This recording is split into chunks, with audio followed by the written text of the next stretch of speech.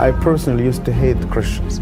I have never had a Christian friend. I have never visited a church. I have never seen a Bible in my entire life. But I was taught in the Quran school to hate Jews and Christians.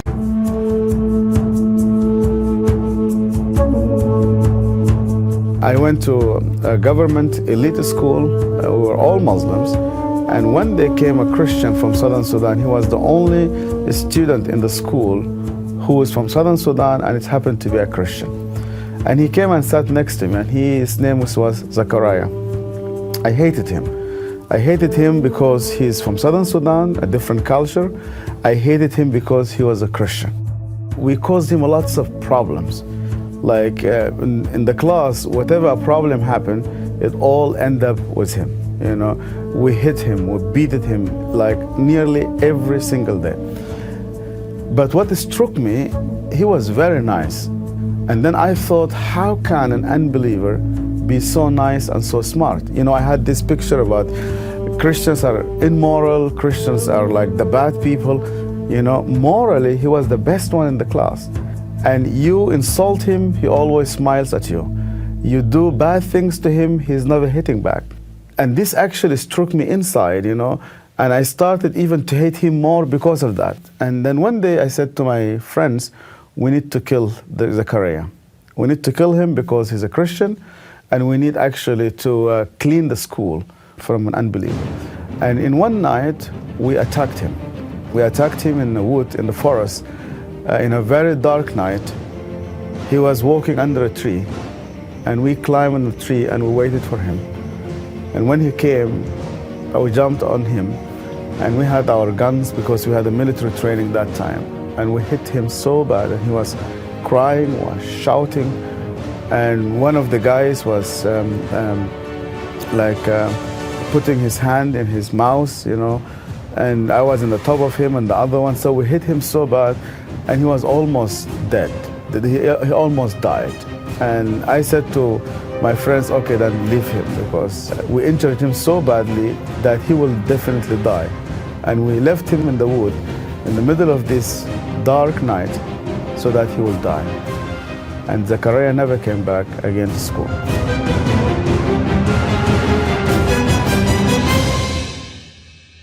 The problems happens in the minute when you say, I believe that Jesus Christ is God. And the minute that you say Jesus Christ died for me and rose again, and the minute that you get baptized. So when this happened, people got persecuted. They got persecuted from their families. They get persecuted from the Islamic Ummah. They get persecuted from the government. The word Ummah comes from the Arabic word and means mother. And so like even in Europe, where like you have a free society, you have laws, still people get persecuted from their own families. Because religion in the Islamic society is not a private thing. Like in the Western society, religion is part of life. In our society, life is part of religion. This means the society, the Ummah, is everything that you have. And you cannot live without this Ummah, collectively. One of the biggest elements why persecution is so severe in the Islamic world because of this Ummah. You cannot break out of it. Even though my family, they were really fanatic Muslims, I had a very good family. So that's why my family was very important to me. So when I told my father that I became a Christian, and I used the word Christian, you know, and I think that was a problem. And that was the first time that I saw he is crying. And then he said to me, we cannot accept you. And I had to leave home.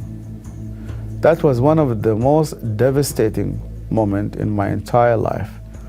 I walked out from my family and knowing never to be back again. And I remember these things as if it was yesterday. And the most painful thing was not just leaving.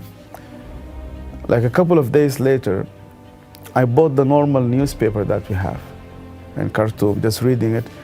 And then in the last page, I will see a big picture of me, my picture, in the newspaper as a death announcement.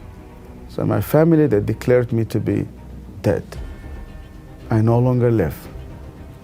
And not only that, they brought a coffin, they made a funeral, and they said, our son is dead.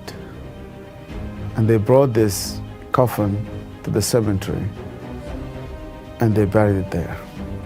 And up to today in our village, there is a tomb in the cemetery, a grave in the cemetery where my name is written there.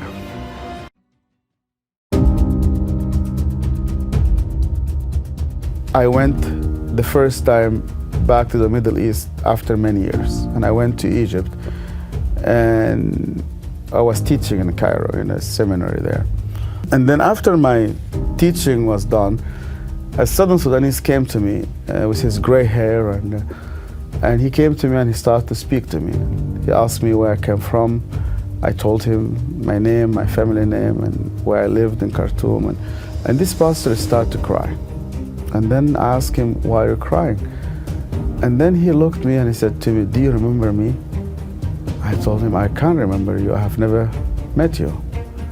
And then he would look me into the eye, straight into the eye, and he would say to me, my name is Zechariah.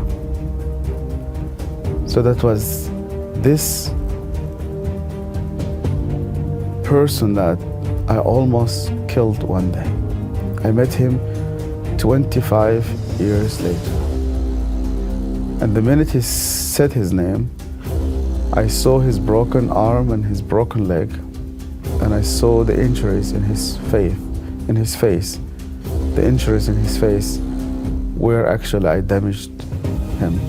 I saw his eye, which he no longer see because we injured him. And it came a silent moment where I didn't know what to say.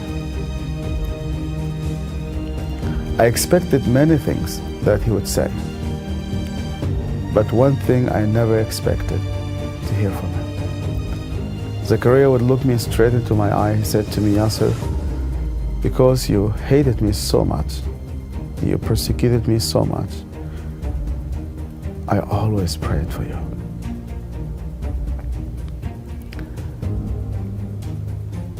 And on that moment in Cairo, in the year of 2007, I grasped why God would deal with a person like me. Because Zechariah prayed for me. I hated him. He prayed for me, persecuted him. He prayed for me. He moved his broken arm, got his bag, opened his bag. He took his Bible out, he opened it, and in the first page, he wrote my name. And he was praying 25 years for me.